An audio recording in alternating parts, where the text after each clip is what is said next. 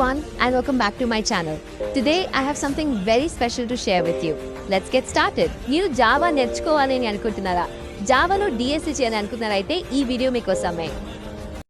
ప్రీవియస్గా మనం arrays, for loop, variables అంటే ఏంటి, డేటా టైప్స్ అంటే ఏంటి, ఇఫ్ ఎల్స్, కండిషన్ స్టేట్మెంట్స్ అనేవి చూసుకున్నాం. క్లారిటీగా అయితే ఖచ్చితంగా చూసుకున్నాం. అందరూ క్లారిటీ అయితే వచ్చింది అనుకుంటున్నాను.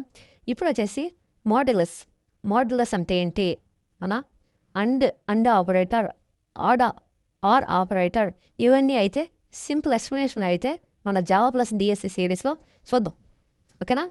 ముందుగా మీకు తెలియాల్సింది ఏంటంటే మోడ్యులస్ ఆపరేటర్ అంటే ఏంటి. జావాలో మోడ్యులస్ సింబల్ అంటే ఇది మన పర్సంటేజ్ లెక్క ఉంటుంది. మోడ్యులస్ సింబల్ ఎలా ఉంటుంది అంటే మన పర్సంటేజ్ అంటే ఇలా ఉంటుంది. ఓకే, ఇలా పర్సంటేజ్ అయితే ఉంటుంది. అవునా? చూసుకుంటే వాట్ ఈస్ మోడ్యులస్ అంటే modulus operator gives remainder after division. అంటే డివిజన్ చేశాక రిమైండర్ వస్తుంది కదా మనకి. ఓకేనా? అది ఇస్తుంది అన్నమాట మోడ్యులస్. మనం ఇంకా సింపుల్గా చెప్పుకోవాలంటే మోడ్యులస్ ఆపరేటర్ అంటే డివిజన్ చేసినప్పుడు మిగిలిపోయి రిమైండర్లో వస్తుంది చూడు, అదనమాట. ఓకేనా? అంటే ఇంకా క్లారిటీగా అయితే చెప్పుకుందాం. ముందు అసలు మోడ్యులస్ డివిజన్ అంటే ఏంటిదని చూసుకుంటే, మోడ్యులస్ డివిజన్ అంటే రిమైండర్లో మిగిలిపోయాక ఉంటుంది కదా వాల్యూ అనేది. ఓకేనా? రిమైండర్లో ఆ వాల్యూని మనం మోడ్యులస్ అంటాం. మోడ్యులస్ ఆపరేటర్ యూజ్ చేసుకొని ఆ వాల్యూని అయితే అలా ఫైండ్ అయితే చేస్తాం మనం. ఓకేనా? డివిజన్ అయిపోయినాక ఫైండ్ అయితే చేస్తాం. సింటాక్స్ చూసుకుంటే మనం ఇలా ఇంట్ డేటా టైప్ తీసుకొని ఒక వేరియబుల్ నేమ్ తీసుకొని రెండు ఆపరెంట్స్ మధ్య అంటే ఏబి ఆపరెంట్స్ మధ్య మనం మోడ్యులస్ ఆపరేటర్ అనేది ఫిక్స్ చేస్తాం. అంటే ఏబిలో నుంచి ఏబి డివిజన్ చేసినప్పుడు మోడ్యులర్ రిమైండర్ వస్తుంది కదా, అదైతే ఇస్తుంది. ఓకేనా? ఫర్ ఎగ్జాంపుల్ ఇక్కడ సింపుల్ ఎగ్జాంపుల్స్ అయితే చూసుకుందాం. ఇక్కడ మనం రెండు వేరియబుల్స్ అయితే తీసుకుందాం. పైన చెప్పుకున్నట్టు ఏబి వేల్యూస్ అని 10/10 ఇంకోటి 3. ఓకేనా? మనం ఏం చెప్పుకున్నాం అంటే 10 ఏ మోడ్యులో బై బి అన్నప్పుడు అంటే 10 మోడ్యులో బై 3. ఓకేనా? చేసినప్పుడు మనకి ఏమొస్తుంది రిమైండర్ అని తెలుసుకోవడానికి కోసం మనం మోడ్లో అని చెప్పుకున్నాం ఇంతకుముందు. అవునా? ఇక్కడ 20లో ఏ మోడ్లో బై బి అని రాసాం అవుట్పుట్ కోసం. ఇక్కడ చూసుకుంటే ఎక్స్ప్లెనేషన్ అనేది అవుట్పుట్ అనేది 1 వస్తుంది. దాన్ని మనం క్లారిటీగా ఎక్స్ప్లెనేషన్ రూపంలో చూద్దాం. ఓకేనా? 10 డివిజన్ బై 3 అంటే 3 టైమ్స్ వస్తుంది. అవునా? 3 × 3 అంతా 9 కాబట్టి 3 టైమ్స్ అవుతుంది. ఓకే, అప్పుడు రిమైండర్ ఎంత ఉంటుంది 1. So output is 1. ఇంకా క్లారిటీగా చెప్పుకోవాలంటే చూడండి, మనం 10ను 3తో డివిజన్ చేసినప్పుడు 3 × 3 ఎంత 9 కదా. 10లో నుంచి 9 తీసేసినప్పుడు ఎంత వస్తుంది 1. కాబట్టి రిమైండర్ 1 అంటే మనకి అవుట్పుట్ ఈజ్ 1. ఓకేనా? అర్థమైందా? ఇంకా టేబుల్ ద్వారా తెలుసుకోవాలంటే ఇక్కడ చూసుకోండి, కొన్ని ఎక్స్ప్రెషన్స్ అయితే ఉన్నాయి. 10 మోడ్యులో బై 2 అంటే 10/2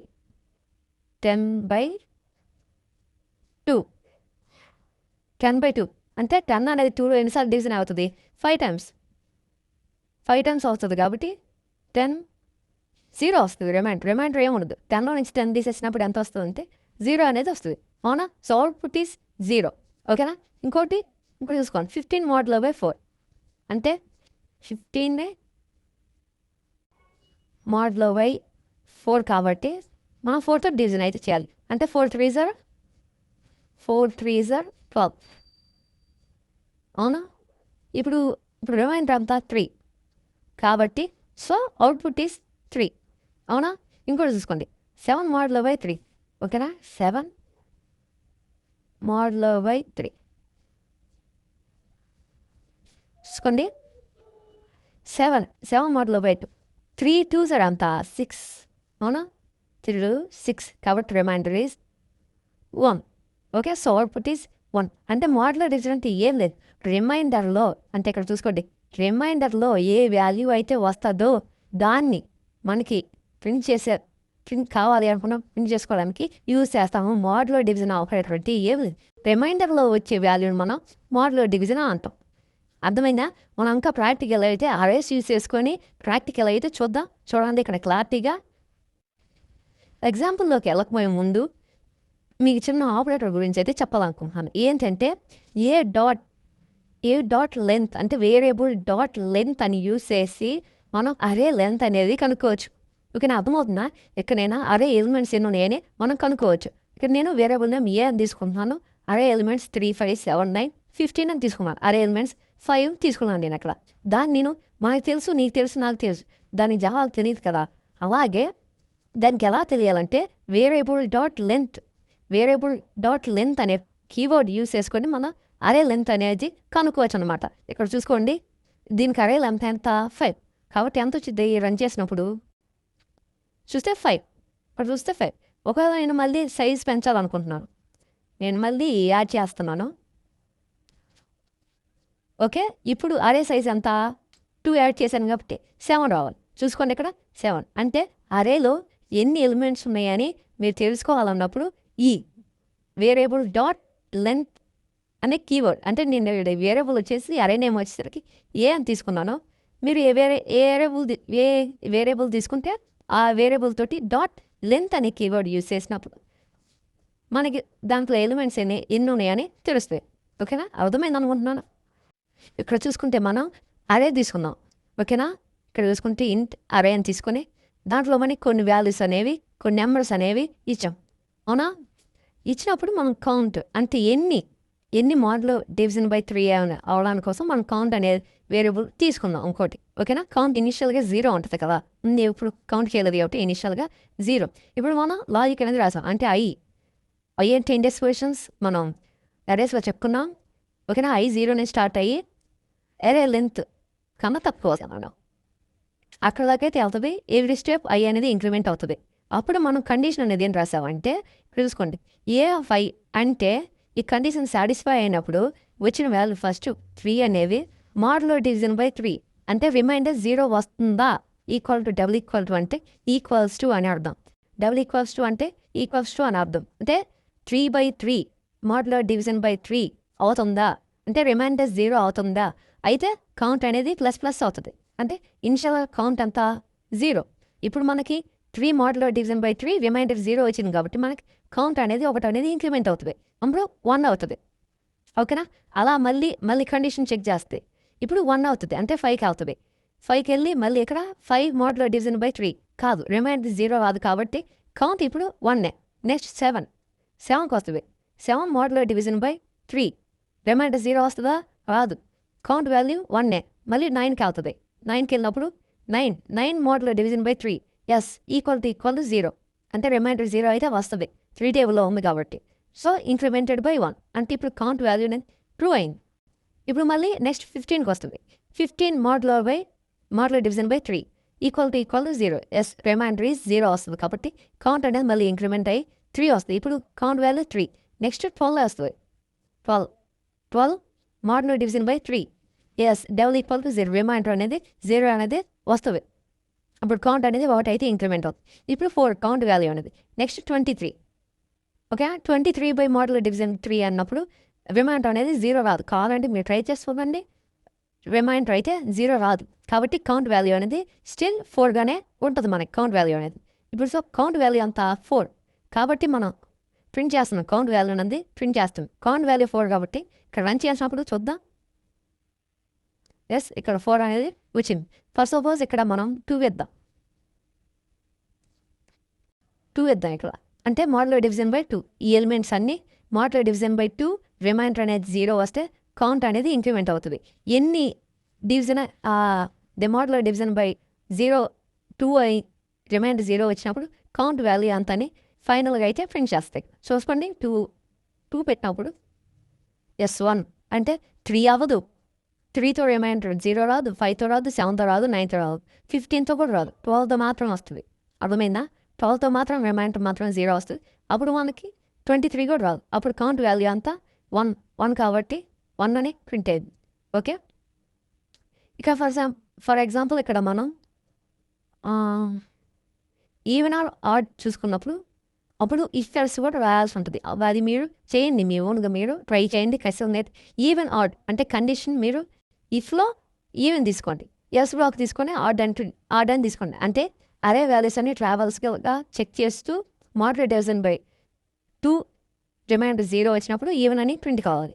ఓకేనా, ఎల్స్ రాకపోతే ఎల్స్ స్టేట్మెంట్లో మనం ఏం రాస్తాం ఇక్కడ మనం ఈవెన్ ఆడ్ అని రాస్తాం. ఒకవేళ అది కండిషన్ అనేది మాట్లాడేది రిమైండ్ 0 వచ్చినప్పుడు మనం ఇక్కడ ఈవెన్ అని రాస్తాం.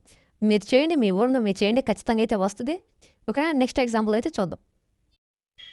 నెక్స్ట్ అండ్ ఆపరేటర్ గురించి అయితే తెలుసుకున్నాం. ఇక్కడ అండ్ ఆపరేటర్ సింబల్ వచ్చేసి ఇది. ఓకేనా. అండ్ ఆపరేటర్ సింబల్ ఇది ఇలా పెడతాము. అండ్ ఆపరేటర్ ఇప్పుడు చూసుకుంటే ఫస్ట్ వాట్ ఈజ్ అండ్ అంటే and operator returns true only if both conditions are true.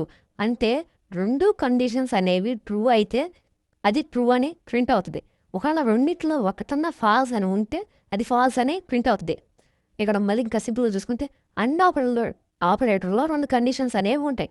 True అయితే మాత్రమే రిజల్ట్ ట్రూ అని ప్రింట్ అవుతుంది. అర్థమవుతుందా? అంటే రెండు వాల్యూస్ అనేవి ఫాల్స్ అయితే ఫాల్స్ అని ప్రింట్ అవుతుంది. ఓకేనా. అలా అనమాట. అంటే రెండు వాల్యూస్ అనేవి ఒకటి ట్రూ అయ్యి ఒకటి ఫాల్స్ అయితే ఫాల్స్ అని ప్రింట్ అవుతుంది. ఓకేనా. రెండు ట్రూ అయితేనే రెండు ట్రూ అని ప్రింట్ అవుతుంది. రెండు ఫాల్స్ అయినప్పుడు రెండు ఫాల్స్ అని ప్రింట్ అవుతుంది. ఓకేనా. ఇక్కడ చూసుకోండి. ఇంకా సింపుల్గా చూసుకుందాం. ఇక్కడ కండిషన్ సింటాక్స్ చూసుకుందాం. సింటాక్స్ వచ్చేసి ఇఫ్లో రాస్తాయి. ఇఫ్లోనే కదా అది అన్ని ఆపరేషన్ అని పర్ఫామ్ చేసేది. అవునా. Condition 1 condition 2. ఓకే. ఇక్కడ కండిషన్ 1 ట్రూ అయింది, కండిషన్ 2 కూడా ట్రూ అయింది. కాబట్టి రిజల్ట్ అనేది ట్రూ అనే వస్తుంది. ఓకేనా. కండిషన్ 1 అనేది ట్రూ అయింది, మళ్ళీ కండిషన్ 2 అనేది ఫాల్స్ అయింది. కాబట్టి రిజల్ట్ ఏమొస్తుంది? ఫాల్స్. అందులోనే ఉంది మరియు అంటే కండిషన్ 1 మరియు కండిషన్ 2 అనేవి ట్రూ ఆర్ ఫాల్స్ డిసైడ్ చేస్తుంది. అంటే రెండు ట్రూ అయితేనే ట్రూ అవుతుంది. ఓకేనా. ఇక్కడ కండిషన్ 1 అనేది ఫాల్స్ అయింది, కండిషన్ 2 అనేది ట్రూ అయింది. కాబట్టి ఫాల్స్ వచ్చింది. అంటే రెండు కండిషన్లో ఏ ఒక్కటి ఫాల్స్ అయినా ఫాల్స్ అని వస్తుంది. ఓకేనా. ఇక్కడ చూసుకోండి, రెండు ఫాల్స్ వచ్చినాయి కాబట్టి ఏమొస్తుంది? ఆటోమేటిక్గా ఫాల్స్ అని ప్రింట్ అవుతాయి. ఓకేనా. అర్థమైంది అనుకుంటున్నాను. ఇక్కడ విజువలైజేషన్ కూడా చూద్దాం. కండిషన్ 1 అండ్ ఆపరేటర్ యూజ్ చేసుకొని true only both are true అని ఎప్పుడు ప్రింట్ అవుతుంది అంటే రెండు కండిషన్స్ అనేవి ట్రూ అయినప్పుడు మాత్రమే ప్రింట్ అవుతుంది ట్రూ అనేది. ఓకేనా. ఇక్కడ చూసుకోండి ఆర్ ఆపరేటర్ గురించి తెలుసుకుంటే ఆర్ ఆపరేటర్ సింబల్ వచ్చేసి ఇది. అంటే రెండు లైన్స్ అనేవి వర్టికల్గా ఉంటాయి. ఓకేనా. What is or operator? Or operator returns if any one condition is true. ఓకేనా. ఇంకా సింపుల్గా చెప్పాలంటే ఆర్ ఆపరేటర్లో ఒక కండిషన్ ట్రూ అయినా రిజల్ట్ ట్రూ అనేది ప్రింట్ అవుతుంది. అంటే అందాలు కాదు, రెండు కండిషన్స్ ట్రూ అయినా ట్రూ అనే ప్రింట్ అవుతుంది. ఒక కండిషన్ ట్రూ అయ్యి ఇంకొక కండిషన్ ఫాల్స్ అయినప్పుడు ట్రూ అనే ప్రింట్ అవుతుంది. ఓకేనా. రెండు ఫాల్స్ అయినప్పుడు ఫాల్స్ అని ప్రింట్ అవుతుంది. అంటే రెండు కండిషన్ ట్రూ కండిషన్ అనేది ఒక ఫస్ట్ కండిషన్ ట్రూ అయినప్పుడు సెకండ్ కండిషన్ ఫాల్స్ అయినప్పుడు ట్రూ అని ప్రింట్ అవుతుంది ఆర్లో. అదే అందులో ఫాల్స్ అని ప్రింట్ అవుతుంది కదా. ఆర్లోనే ఉంది అంటే ఒకటి లేదా ఇంకొకటి అని. ఇది చూడు, లేకపోతే ఇంకోటి చూడు. ఓకేనా. అలా అన్నమాట. ఓకేనా. ఇక్కడ చూసుకొని ఇంకా సింపుల్గా కండిషన్ 1 అనేది ట్రూ అయింది, కండిషన్ 2 కూడా ట్రూ అయింది కాబట్టి రిజల్ట్ ట్రూ. ఓకేనా. కండిషన్ 1 అనేది ట్రూ అయింది, మళ్ళీ ఇక్కడ కండిషన్ 2 అనేది ఫాల్స్ అయింది కాబట్టి రిజల్ట్ ఏమొస్తుంది? ట్రూ అనే వస్తుంది. అంటే ఆర్ ఆపరేటర్ యూజ్ చేసుకున్నప్పుడు any one of the condition is true అయినప్పుడు ఖచ్చితంగా ట్రూ అనే వస్తుంది. ఓకేనా. నెక్స్ట్ సెకండ్ చూసుకుంటే కండిషన్ 1 అనేది ఫాల్స్ అయింది, కండిషన్ 2 అనేది ట్రూ అయింది, ఆటోమేటిక్గా రిజల్ట్ అనేది ట్రూ వస్తుంది. ఓకేనా. లాస్ట్ కండిషన్ రెండు both conditions are false, automatically result is false. ఓకేనా. అండ్ ఆపరేటర్ అనేది ఇంకా క్లారిటీగా చెప్పాలంటే అండ్ ఆపరేటర్ అనేది ఏ ఒక్క కండిషన్ ఫాల్స్ అయినా ఫాల్స్ అని వస్తుంది. ఆర్ ఆపరేటర్ అలా కాదు, ఏ ఒక్క కండిషన్ అయినా ట్రూ అయితే ట్రూ అని ప్రింట్ అవుతుంది. ఓకేనా. అది అనమాట. Opposite, twice opposite. ఇంకా చూసుకుంటే రెండు కండిషన్స్ ఉన్నాయి, ఆపరేటర్ యూజ్ చేసుకొని ట్రూ అని ప్రింట్ అవుతుంది. ఎప్పుడు? Any one true. రెండు కండిషన్లో ఏ ఒక్కటి ట్రూ అయినా ట్రూ అని ప్రింట్ అవుతుంది. ఒకటి ఇంకా ప్రాక్టికల్ అయితే ఎగ్జాంపుల్ తీసుకొని చూద్దాము. చూడండి జాగ్రత్తగా కోడ్ కూడా. ఇక్కడ అండ్ ఆపరేటర్ గురించి అయితే చూద్దాం. ఇక్కడ ప్రాక్టికల్గా చూసుకుంటే మనం 3<5 అవునా. 3 5 ట్రూ. ఓకే. నెక్స్ట్ 4 3 ఇది కూడా ట్రూవే. అంటే 3 4 కన్నా చిన్నది అవునా. ఎస్. 5 3 కన్నా పెద్దది ఎస్, అది కూడా కరెక్టే. ఇప్పుడు మనకి ఏం ప్రింట్ అవ్వాలి? బూమ్ అని ప్రింట్ కావాలి. ఎందుకు? 2 కండిషన్స్ అనేవి ట్రూ కాబట్టి చూసుకోండి ఇక్కడ బూమ్ అని ప్రింట్ అయింది. ఎందుకు ప్రింట్ అయింది? 2 ఈ కండిషన్ 2 ట్రూ కాబట్టి అండ్ ఆపరేటర్ 2 ట్రూ అయినప్పుడు ట్రూ అని ప్రింట్ అవుతుంది. ఓకేనా? ఒకటే ఫాల్స్ అయినా ఫాల్స్ అనే ప్రింట్ అవుతుంది. ఓకేనా? ఇక్కడ చూసుకోండి, ఇక్కడ ఇది మారుద్దాం. గ్రేటర్ దాన్ బదులు లెస్ దాన్ పెడదాం. అంటే ఇక్కడ 3 5 కన్నా చిన్నది, అవునా? నెక్స్ట్ 4 3 కన్నా చిన్నదా? కాదు, కాబట్టి ఇది ఫాల్స్. అంటే ఈ కండిషన్ ట్రూ, ఈ కండిషన్ ఫాల్స్, అవునా? ఇప్పుడు మనకేం ప్రింట్ అవుతుంది? బూమ్ అని ప్రింట్ అయిద్దా? ప్రింట్ కాదు. చూడండి ఇక్కడ, చూడండి ఏం ప్రింట్ కాదా? ఇక్కడ చూసుకుంటే ఏం ప్రింట్ కాదా? అంటే కండిషన్ అనేది ఫాల్స్ కాబట్టి. ఓకేనా? అంటే 2 అండ్ ఆపరేటర్ ఏం చేస్తంటే any one of the condition is false అయినప్పుడు ఫాల్స్ అనే ప్రింట్ చేస్తుంది. అర్థమైందా? 2 కండిషన్స్ ట్రూ అయితేనే ట్రూ అని ప్రింట్ చేస్తుంది. ఓకే, ఇది అయిపోయింది. నెక్స్ట్ ఇక్కడ మనం ఆర్ పెడదాం. ఆర్ ఆపరేటర్ అంటే 2 వర్టికల్ లైన్స్ అని నాకు చెప్పుకున్నాం. ఆర్ ఆపరేటర్ ఇక్కడ చూసుకుంటే 3 5 కన్నా చిన్నది, ఎస్ ట్రూవే. ఇక్కడ 4 3 కన్నా చిన్నదా? కాదు, ఫాల్స్. కాబట్టి మనకు ఆర్ ఆపరేటర్ ఏం చెప్తుంది? Any one of the condition is true, the result is true, అవునా? ఇక్కడ చూసుకోండి, అంటే ఈ కండిషన్ ట్రూ, ఈ కండిషన్ ఫాల్స్ కాబట్టి మనకేమొస్తుంది? ట్రూ అని వస్తుంది. ఎందుకు? మనం ఇక్కడ ఆర్ ఆపరేటర్ యూజ్ చేసాం కాబట్టి, అవునా? చూసుకోండి, మనం అక్కడే చూసుకున్న అవుట్పుట్ బూమ్. అర్థమైందా? ఇది one of the condition is true, then the result is true. అంటే 2 కండిషన్స్ అనేవి ట్రూ అయినప్పుడు రిజల్ట్ కూడా ఆటోమేటిక్గా ట్రూ అనేది వస్తుంది, అవునా? ఇక్కడ ఒకవేళ 2 ట్రూ రాద్దాం. 2 ట్రూ రాసినప్పుడు చూసుకోండి, రిజల్ట్ చూసుకోండి, చూసుకుంటే బూమ్. అంటే 2 కండిషన్ ట్రూ అయినా, ఒక కండిషన్ ట్రూ అయినా ఖచ్చితంగా ట్రూ అనేది ప్రింట్ చేస్తుంది. అంటే దాంట్లో ఉన్న కండిషన్స్ అనేవి కోడ్ అనేది ఎగ్జిక్యూట్ చేస్తుంది ఆర్ ఆపరేటర్. అది అండ్ ఆపరేటర్ 2 కండిషన్స్ ట్రూ అయినప్పుడు మాత్రమే కోడ్ అనేది ఎగ్జిక్యూట్ చేస్తుంది. లేకపోతే ఫాల్స్ అని చూపిస్తే ఆర్ ఎనీథింగ్ ఏం లేదని అక్కడ బ్లాంక్ అనేది అక్కడ ప్రింట్ అవుతుంది. అంటే ఏమో అనేది ప్రింట్ కాదు. ఓకేనా? దీనికి ఆర్కి అండ్కి రియల్ టైమ్ ఎగ్జాంపుల్ యూజ్ చేసుకొని చిన్న కోడ్ అయితే రాద్దాము. చూడండి, ఇక్కడ క్లారిటీగా అయితే చూద్దాం. ఇక్కడ చూడండి, ఇక్కడ చూసుకోండి ఈ కోడ్ అండ్ ఆపరేటర్ గురించి బెస్ట్ ఎగ్జాంపుల్ అన్నమాట ఇది. ఓకేనా? మనం ఓట్ అనేది వేస్తాం. ఎలా? దాని ప్రాసెస్ ఏంది? దాని కండిషన్స్ ఏంటి వచ్చేసా? 18 years కన్నా ఎక్కువ ఉండాలి ఫస్ట్. ఇంకోటి ఏంది? సిటిజన్ అయి ఉండాలి నువ్వు. అంటే ఆ లొకాలిటీకి, ఆ ఏరియాకి సంబంధించిన వాడువే ఉండాలి. నువ్వు హైదరాబాద్ వాడు అయి ఉంది విజయవాడలో పోయి చోటేస్తా అంటే ఒప్పుకుంటారా? ఒప్పుకోడు. ఎక్కడ నీ లొకాలిటీ, ఎక్కడ నేటివ్ అయితే నువ్వు అక్కడే ఓటేయడానికి అవకాశం ఉంటుంది. అవునా? నేను కండిషన్ రాదా? అంటే ఈ 2 మాత్రం ట్రూ అయితేనే ఓటుకి ఎలిజిబిలిటీ అవుతుంది. ఈ రెండిట్లో ఏది ఒక్కటి కాకపోయినా, అంటే ఈ 2 ట్రూ అయితేనే నువ్వు ఎలిజిబుల్ ఫర్ ఓటు. ఓకేనా? అలా కాక ఈ 2 నువ్వు సిటిజన్ కాక నీకు ఒక 18 years లేకపోయినా నువ్వు ఓటు కనేసి ఎలిజిబుల్ కావు. అర్థమైనా? దానికి బెస్ట్ ఎగ్జాంపుల్ వచ్చేసి అండ్ ఆపరేటర్ అనేది యూజ్ చేస్తాం. అవునా? అక్కడ కండిషన్ ఏం రాసామంటే ఏజ్ అనేది, నీ యొక్క ఏజ్ అనేది 18 కన్నా ఎక్కువ ఉన్నా, 18 కన్నా ఎక్కువ అయినా ఉండాలి. ఓకేనా? నెక్స్ట్ వచ్చేసి సిటిజన్ అంటే నువ్వు ఆ ఏరియాకి సంబంధించిన వాడివై ఉండాలి.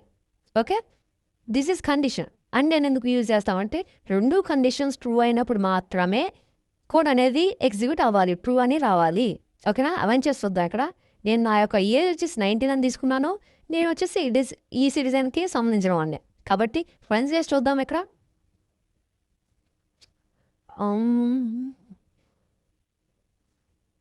ఇక్కడ చూసుకుంటే అవుట్పుట్ వచ్చేసి eligible to vote, condition is true.